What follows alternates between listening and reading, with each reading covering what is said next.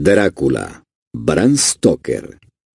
Primero, del diario de Jonathan Harker. Bistritz, 3 de mayo. Salí de Múnich a las 8:35 de la noche del 1 de mayo. Llegué a Viena a la mañana siguiente, temprano. Debí haber llegado a las 6:46. El tren llevaba 1 hora de retraso. Budapest parece un lugar maravilloso, a juzgar por lo poco que pude ver de ella desde el tren y por la pequeña caminata que di por sus calles. Temí alejarme mucho de la estación, ya que, como habíamos llegado tarde, saldríamos lo más cerca posible de la hora fijada. La impresión que tuve fue que estábamos saliendo del oeste y entrando al este, por el más occidental de los espléndidos puentes sobre el Danubio, que aquí es de gran anchura y profundidad. Llegamos a los lugares en otro tiempo sujetos al dominio de los turcos. Salimos con bastante buen tiempo, y era noche cerrada cuando llegamos a Klausenburg, donde pasé la noche en el Hotel Royal. En la comida, o mejor dicho, en la cena, comí pollo preparado con pimentón rojo, que estaba muy sabroso, pero que me dio mucha sed. Recordar obtener la receta para Mina. Le pregunté al camarero y me dijo que se llamaba Paprika Gent, y que, como era un plato nacional, me sería muy fácil obtenerlo en cualquier lugar de los Cárpatos. Descubrí que mis escasos conocimientos del alemán me servían allí de mucho. De hecho, no sé cómo me las habría arreglado sin ellos.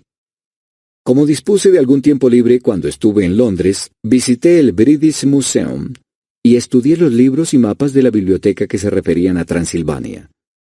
Se me había ocurrido que un previo conocimiento del país siempre sería de utilidad e importancia para tratar con un noble de la región. Descubrí que el distrito que él me había mencionado se encontraba en el extremo oriental del país, justamente en la frontera de 3 estados: Transilvania, Moldavia y Bucovina, en el centro de los montes Cárpatos. Una de las partes más salvajes y menos conocidas de Europa. No pude descubrir ningún mapa ni obra que arrojara luz sobre la exacta localización del castillo de Drácula, pues no hay mapas en este país que se puedan comparar en exactitud con los nuestros, pero descubrí que Bistritz, el pueblo de posta mencionado por el conde Drácula, era un lugar bastante conocido. Voy a incluir aquí algunas de mis notas, pues pueden refrescarme la memoria cuando le relate mis viajes a Mina. En la población de Transilvania hay 4 nacionalidades distintas: sajones en el sur, y mezclados con ellos los valacos, que son descendientes de los dacios, magiares en el oeste, y essequelios en el este y el norte. Voy entre estos últimos, que aseguran ser descendientes de Atila y los hunos. Esto puede ser cierto, puesto que cuando los magiares conquistaron el país en el siglo XI, encontraron a los hunos que ya se habían establecido en él. Leo que todas las supersticiones conocidas en el mundo están reunidas en la herradura de los Cárpatos, como si fuese el centro de alguna especie de remolino imaginativo. Si es así, mi estancia puede ser muy interesante. Recordar que debo preguntarle al conde acerca de esas supersticiones. No dormí bien, aunque mi cama era suficientemente cómoda, pues tuve toda clase de extraños sueños. Durante toda la noche un perro aulló bajo mi ventana, lo cual puede haber tenido que ver algo con ello, o puede haber sido también el pimentón, puesto que tuve que beberme toda el agua de mi garrafón y todavía me quedé sediento. Ya de madrugada me dormí, pero fui despertado por unos golpes insistentes en mi puerta, por lo que supongo que en esos momentos estaba durmiendo profundamente. Comí más pimentón en el desayuno. Una especie de potaje hecho de harina de maíz que dicen era mamaliga, y berenjena rellena con picadillo, un excelente plato al cual llaman impletata. Recordar obtener también la receta de esto. Me apresuré a desayunarme, ya que el tren salía un poco después de las 8, o mejor dicho, debió haber salido, pues después de correr a la estación a las 7:30 tuve que aguardar sentado en el vagón durante más de 1 hora antes de que nos pusiéramos en movimiento. Me parece que cuanto más al este se vaya, menos puntuales son los trenes. ¿Cómo serán en China? Pareció que durante todo el día vagábamos a través de un país que estaba lleno de toda clase de bellezas. A veces vimos pueblecitos o castillos en la cúspide de empinadas colinas, tales como se ven en los antiguos misales. Algunas veces corrimos a la par de ríos y arroyuelos que por el amplio y pedregoso margen a cada lado de ellos parecían estar sujetos a grandes inundaciones. Se necesita gran cantidad de agua, con una corriente muy fuerte, para poder limpiar la orilla exterior de un río. En todas las estaciones había grupos de gente, algunas veces multitudes, y con toda clase de atuendos. Algunos de ellos eran exactamente iguales a los campesinos de mi país, o a los que había visto cuando atravesaba Francia y Alemania, con chaquetas cortas y sombreros redondos y pantalones hechos por ellos mismos, pero otros eran muy pintorescos. Las mujeres eran bonitas, excepto cuando uno se les acercaba, pues eran bastante gruesas alrededor de la cintura. Todas llevaban largas mangas blancas, y la mayor parte de ellas tenían anchos cinturones con un montón de flecos de algo que les colgaba como en los vestidos en un ballet, pero por supuesto que llevaban enaguas debajo de ellos. Las figuras más extrañas que vimos fueron los eslovacos, que eran más bárbaros que el resto, con sus amplios sombreros de vaquero, grandes pantalones bombachos y sucios, camisas blancas de lino y enormes y pesados cinturones de cuero, casi de un pie de ancho, completamente tachonados con clavos de hojalata. Usaban botas altas, con los pantalones metidos dentro de ellas, y tenían el pelo largo y negro, y bigotes negros y pesados. Eran muy pintorescos, pero no parecían simpáticos. En cualquier escenario se les reconocería inmediatamente como alguna vieja pandilla de bandoleros. Sin embargo, me dicen que son bastante inofensivos y, lo que es más, bastante tímidos. Ya estaba anocheciendo cuando llegamos a Bistritz, que es una antigua localidad muy interesante. Como está prácticamente en la frontera, pues el paso de Borgo conduce desde ahí a Bucovina, ha tenido una existencia bastante agitada, y desde luego pueden verse las señales de ella. Hace 50 años se produjeron grandes incendios que causaron terribles estragos en 5 ocasiones diferentes. A comienzos del siglo XVII sufrió un sitio de 3 semanas y perdió 13.000 personas, y a las bajas de la guerra se agregaron las del hambre y las enfermedades. El conde Drácula me había indicado que fuese al hotel Golden Kron, el cual, para mi gran satisfacción, era bastante anticuado, pues, por supuesto, yo quería conocer todo lo que me fuese posible de las costumbres del país. Evidentemente me esperaban, pues cuando me acerqué a la puerta me encontré frente a una mujer ya entrada en años, de rostro alegre, vestida a la usanza campesina, ropa interior blanca con un doble delantal, por delante y por detrás, de tela vistosa, tan ajustado al cuerpo que no podía calificarse de modesto. Cuando me acerqué, ella se inclinó y dijo: ¿El señor inglés? Sí, le respondí. Jonathan Harker. Ella sonrió y le dio algunas instrucciones a un hombre anciano en camisa de blancas mangas que la había seguido hasta la puerta. El hombre se fue, pero regresó inmediatamente con una carta. Mi querido amigo, bienvenido a los Cárpatos. Lo estoy esperando ansiosamente. Duerma bien. Esta noche. Mañana a las 3 saldrá la diligencia para Bucovina. Ya tiene un lugar reservado. En el desfiladero de Borgo mi carruaje lo estará esperando y lo traerá a mi casa. Espero que su viaje desde Londres haya transcurrido sin tropiezos y que disfrute de su estancia en mi bello país. Su amigo Drácula. 4 de mayo. Averigüé que mi posadero había recibido una carta del conde, ordenándole que asegurara el mejor lugar del coche para mí, pero al inquirir acerca de los detalles, se mostró un tanto reticente y pretendió no poder entender mi alemán. Esto no podía ser cierto, porque hasta esos momentos lo había entendido perfectamente. Por lo menos respondía a mis preguntas exactamente como si las entendiera. Él y su mujer, la anciana que me había recibido, se miraron con temor. Él murmuró que el dinero le había sido enviado en una carta y que era todo lo que sabía. Cuando le pregunté si conocía al conde Drácula y si podía decirme algo de su castillo, tanto él como su mujer se persignaron y diciendo que no sabían nada de nada, se negaron simplemente a decir nada más. Era ya tan cerca a la hora de la partida que no tuve tiempo de preguntarle a nadie más, pero todo me parecía muy misterioso y de ninguna manera tranquilizante. Unos instantes antes de que saliera, la anciana subió hasta mi cuarto y dijo, con voz nerviosa, ¿tiene que ir? Oh, joven señor, ¿tiene que ir? Estaba en tal estado de excitación que pareció haber perdido la noción del poco alemán que sabía, y lo mezcló todo con otro idioma del cual yo no entendí ni una palabra. Apenas comprendí algo haciéndole numerosas preguntas. Cuando le dije que me tenía que ir inmediatamente y que estaba comprometido en negocios importantes, preguntó otra vez. ¿Sabe usted qué día es hoy? Le respondí que era el 4 de mayo. Ella movió la cabeza y habló otra vez. Oh, sí, eso ya lo sé. Eso ya lo sé, pero ¿sabe usted qué día es hoy? Al responderle, yo que no le entendía, ella continuó. Es la víspera del día de San Jorge.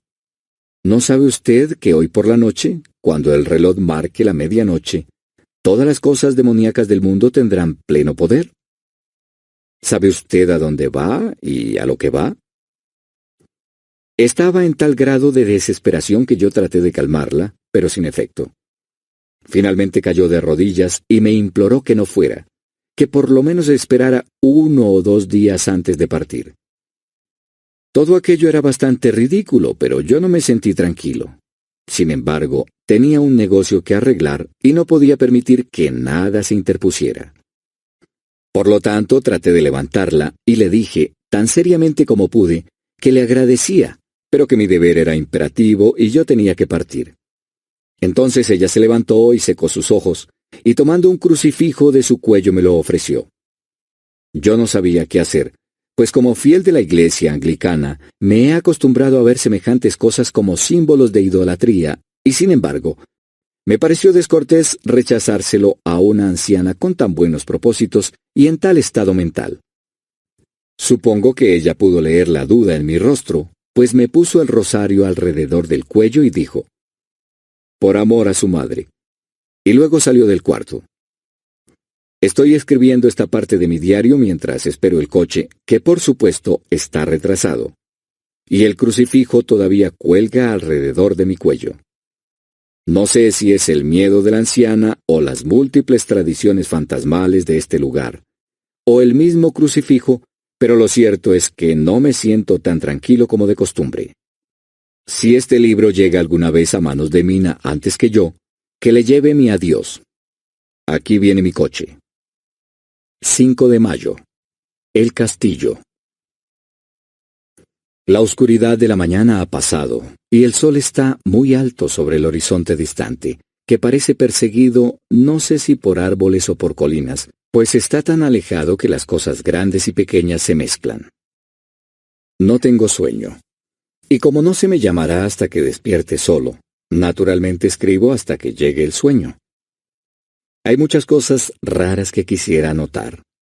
Y para que nadie al leerlas pueda imaginarse que cené demasiado bien antes de salir de Bistritz, también anotaré exactamente mi cena. Cené lo que ellos llaman bistec robado, con rodajas de tocino, cebolla y carne de res, todo sazonado con pimiento rojo ensartado en palos y asado.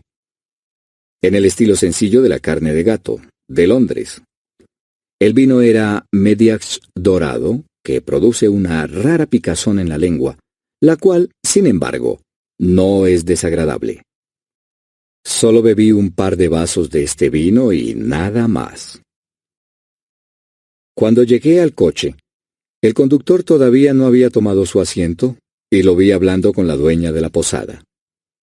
Evidentemente hablaban de mí, pues de vez en cuando se volvían para verme, y algunas de las personas que estaban sentadas en el banco fuera de la puerta, a las que llaman con un nombre que significa portadores de palabra, se acercaron y escucharon, y luego me miraron, la mayor parte de ellos compadeciéndome. Pude escuchar muchas palabras que se repetían a menudo, palabras raras, pues había muchas nacionalidades en el grupo. Así es que tranquilamente extraje mi diccionario políglota de mi petaca y las busqué. Debo admitir que no me produjeron ninguna alegría, pues entre ellas estaban Ordog, Satanás, Pokol, infierno, Estregoica, bruja, Brolog y Kloslag, las que significan la misma cosa, una en eslovaco y la otra en serbio, designando algo que es un hombre lobo o un vampiro. Recordar. Debo preguntarle al conde acerca de estas supersticiones. Cuando partimos, la multitud alrededor de la puerta de la posada, que para entonces ya había crecido a un número considerable, todos hicieron el signo de la cruz y dirigieron 2 dedos hacia mí.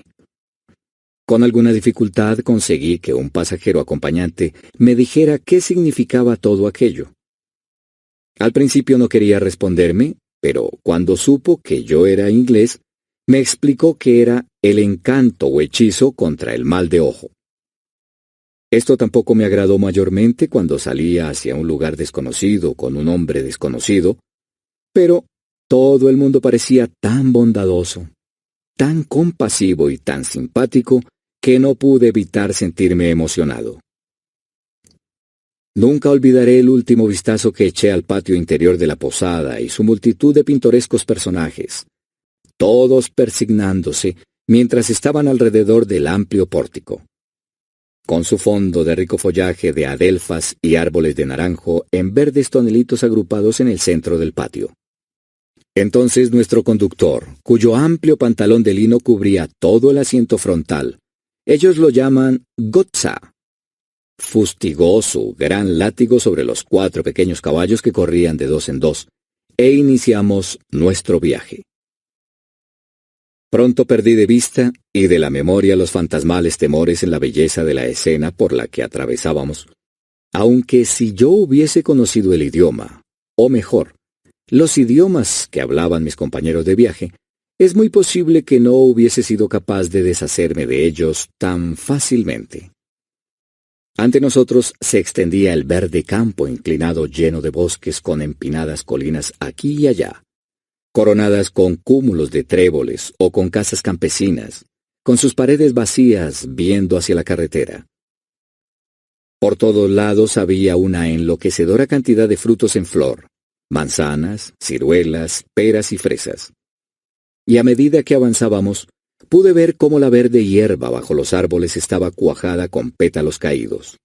La carretera entraba y salía entre estas verdes colinas de lo que aquí llaman Tierra Media, liberándose al barrer alrededor de las curvas o cerrada por los estrangulantes brazos de los bosques de pino que aquí y allá corrían colina abajo como lenguas de fuego. El camino era áspero, pero a pesar de ello parecía que volábamos con una prisa excitante. Entonces, no podía entender a qué se debía esa prisa, pero evidentemente el conductor no quería perder tiempo antes de llegar al desfiladero de Borgo. Se me dijo que el camino era excelente en verano, pero que todavía no había sido arreglado después de las nieves del invierno. A este respecto era diferente a la mayoría de los caminos de los Cárpatos, pues es una antigua tradición que no deben ser mantenidos en tan buen estado.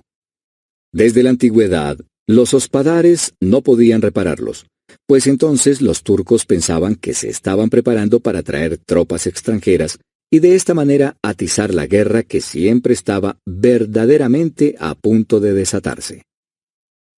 Más allá de las verdes e hinchadas lomas de la Tierra Media, se levantaban imponentes colinas de bosques que llegaban hasta las elevadas cumbres de los Cárpatos. Se levantaban a la izquierda y a la derecha de nosotros, con el sol de la tarde cayendo plenamente sobre ellas y haciendo relucir los gloriosos colores de esta bella cordillera, azul profundo y morado en las sombras de los picos, verde y marrón donde la hierba y las piedras se mezclaban, y una infinita perspectiva de rocas dentadas y puntiagudos riscos, hasta que ellos mismos se perdían en la distancia, donde las cumbres nevadas se alzaban grandiosamente. Aquí y allá parecían descubrirse imponentes grietas en las montañas, a través de las cuales, cuando el sol comenzó a descender, vimos en algunas ocasiones el blanco destello del agua cayendo.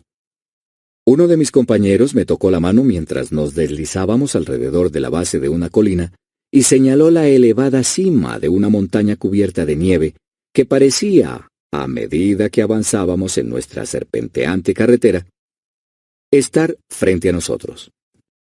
«Mire, Ilstensetsk, el trono de Dios», me dijo, y se persignó nuevamente.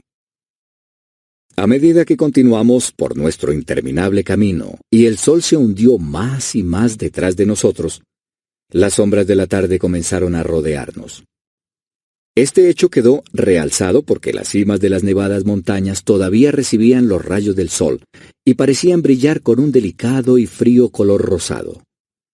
Aquí y allá pasamos ante checos y eslovacos, todos en sus pintorescos atuendos, pero noté que el bocio prevalecía dolorosamente.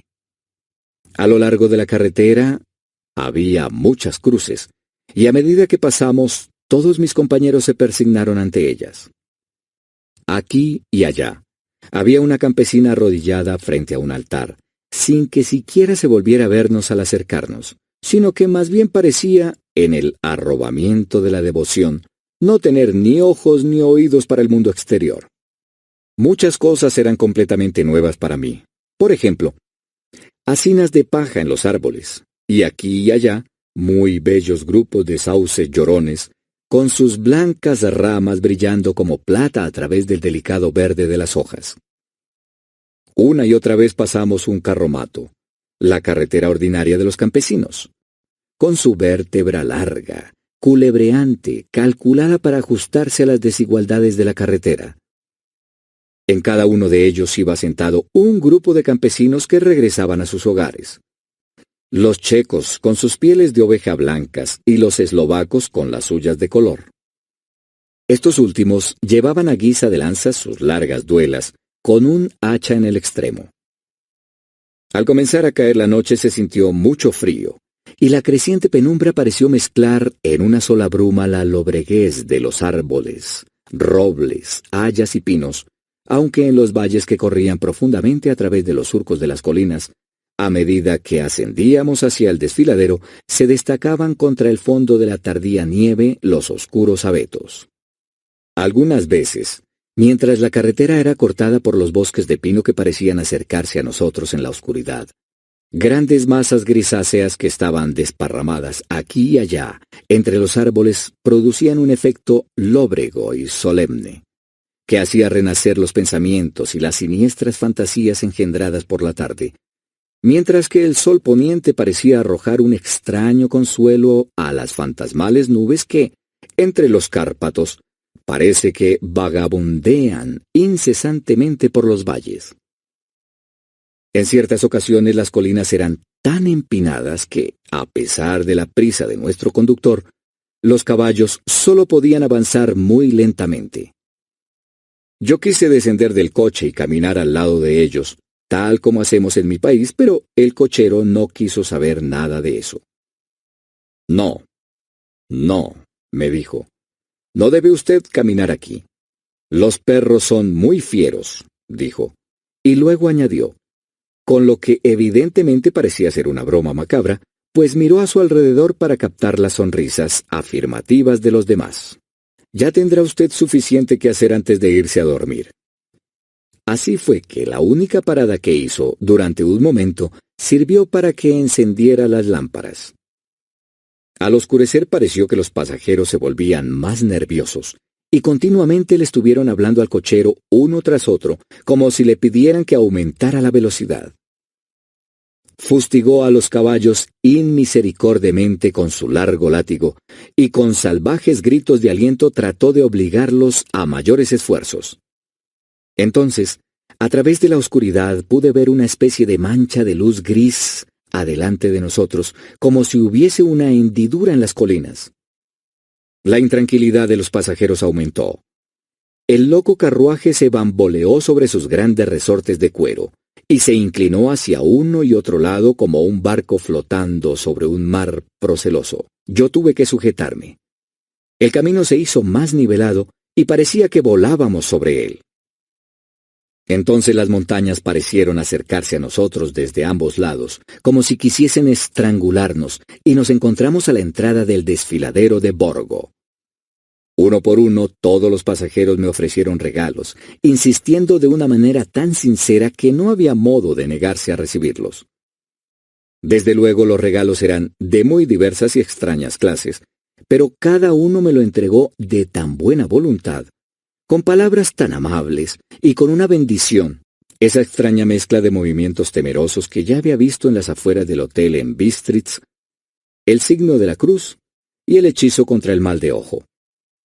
Entonces, al tiempo que volábamos, el cochero se inclinó hacia adelante y a cada lado los pasajeros, apoyándose sobre las ventanillas del coche, escudriñaron ansiosamente la oscuridad. Era evidente que se esperaba que sucediera algo raro, pero aunque le pregunté a cada uno de los pasajeros, ninguno me dio la menor explicación.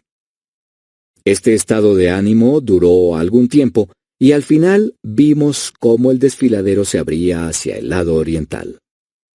Sobre nosotros pendían oscuras y tenebrosas nubes, y el aire se encontraba pesado, cargado con la opresiva sensación del trueno. Parecía como si la cordillera separara dos atmósferas, y que ahora hubiésemos entrado en la tormentosa. Yo mismo me puse a buscar el vehículo que debía llevarme hasta la residencia del conde. A cada instante, esperaba ver el destello de lámparas a través de la negrura, pero todo se quedó en la mayor oscuridad. La única luz provenía de los parpadeantes rayos de luz de nuestras propias lámparas, en las cuales los vaos de nuestros agotados caballos se elevaban como nubes blancas. Ahora pudimos ver el arenoso camino extendiéndose blanco frente a nosotros, pero en él no había ninguna señal de un vehículo. Los pasajeros se reclinaron con un suspiro de alegría que parecía burlarse de mi propia desilusión. Ya estaba pensando qué podía hacer en tal situación cuando el cochero, mirando su reloj, dijo a los otros algo que apenas pude oír. Tan suave y misterioso fue el tono en que lo dijo. Creo que fue algo así como 1 hora antes de tiempo. Entonces se volvió a mí y me dijo en un alemán peor que el mío. No hay ningún carruaje aquí. Después de todo, nadie espera al señor. Será mejor que ahora venga a Bucovina y regrese mañana o al día siguiente. Mejor al día siguiente. Mientras hablaba, los caballos comenzaron a piafar y a relinchar y a encabritarse tan salvajemente que el cochero tuvo que sujetarlos con firmeza. Entonces, en medio de un coro de alaridos de los campesinos que se persignaban apresuradamente, apareció detrás de nosotros una calesa, nos pasó y se detuvo al lado de nuestro coche. Por la luz que despedían nuestras lámparas, al caer los rayos sobre ellos, pude ver que los caballos eran unos espléndidos animales negros como el carbón. Estaban conducidos por un hombre alto, con una larga barba grisácea y un gran sombrero negro que parecía ocultar su rostro de nosotros. Solo pude ver el destello de un par de ojos muy brillantes, que parecieron rojos al resplandor de la lámpara, en los instantes en que el hombre se volvió a nosotros. Se dirigió al cochero. «Llegó usted muy temprano hoy, mi amigo». El hombre replicó balbuceando.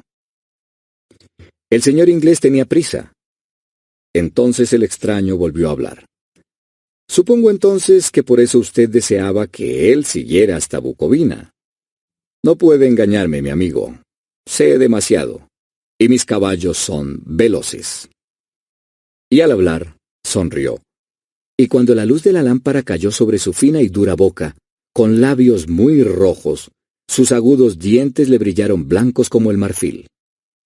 Uno de mis compañeros le susurró a otro aquella frase de la Leonora, de Berger.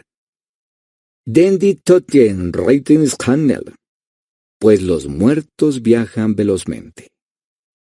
El extraño conductor escuchó evidentemente las palabras, pues alzó la mirada con una centelleante sonrisa. El pasajero escondió el rostro al mismo tiempo que hizo la señal con los dedos y se persignó. «Dadme el equipaje del señor», dijo el extraño cochero. Con una presteza excesiva, mis maletas fueron sacadas y acomodadas en la calesa. Luego descendí del coche, pues la calesa estaba situada a su lado, y el cochero me ayudó con una mano que asió mi brazo como un puño de acero. Su fuerza debía ser prodigiosa. Sin decir palabra agitó las riendas. Los caballos dieron media vuelta y nos deslizamos hacia la oscuridad del desfiladero. Al mirar hacia atrás, vi el vaho de los caballos del coche a la luz de las lámparas, y proyectadas contra ella las figuras de mis hasta hacía poco compañeros, persignándose. Entonces el cochero fustigó su látigo y gritó a los caballos, y todos arrancaron con rumbo a Bucovina. Al perderse en la oscuridad sentí un extraño escalofrío y un sentimiento de soledad se apoderó de mí. Pero mi nuevo cochero me cubrió los hombros con una capa y puso una manta sobre mis rodillas, hablando luego en excelente alemán.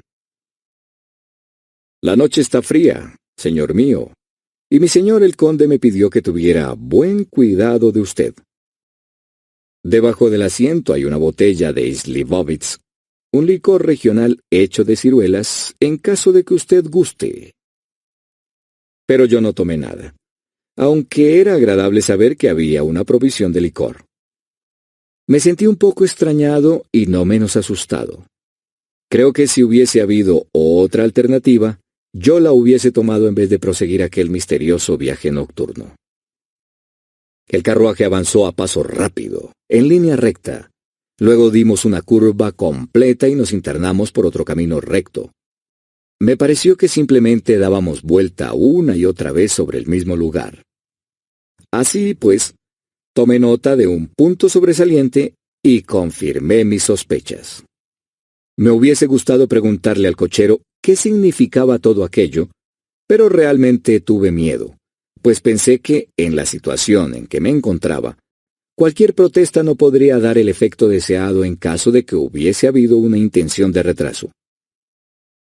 Al cabo de un rato, sin embargo, sintiéndome curioso por saber cuánto tiempo había pasado, encendí un fósforo y a su luz miré mi reloj. Faltaban pocos minutos para la medianoche.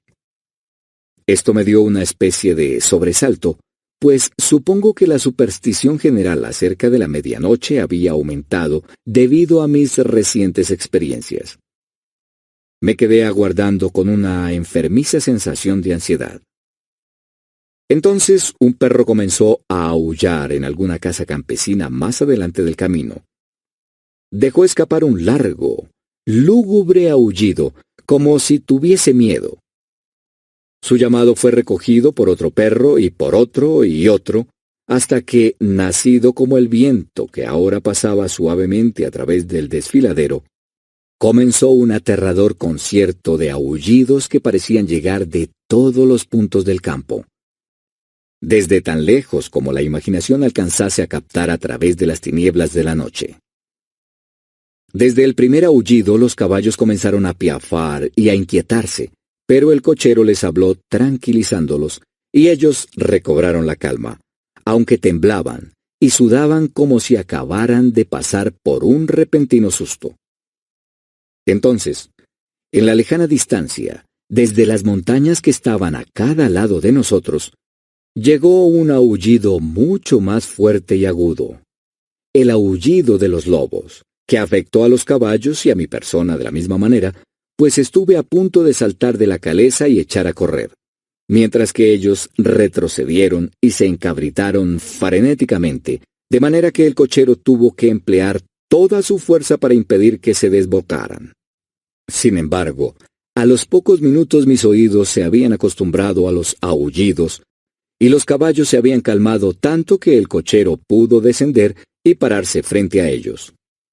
Los sobó y acarició, y les susurró algo en las orejas, tal como he oído que hacen los domadores de caballos, y con un efecto tan extraordinario que bajo estos mimos se volvieron nuevamente bastante obedientes, aunque todavía temblaban.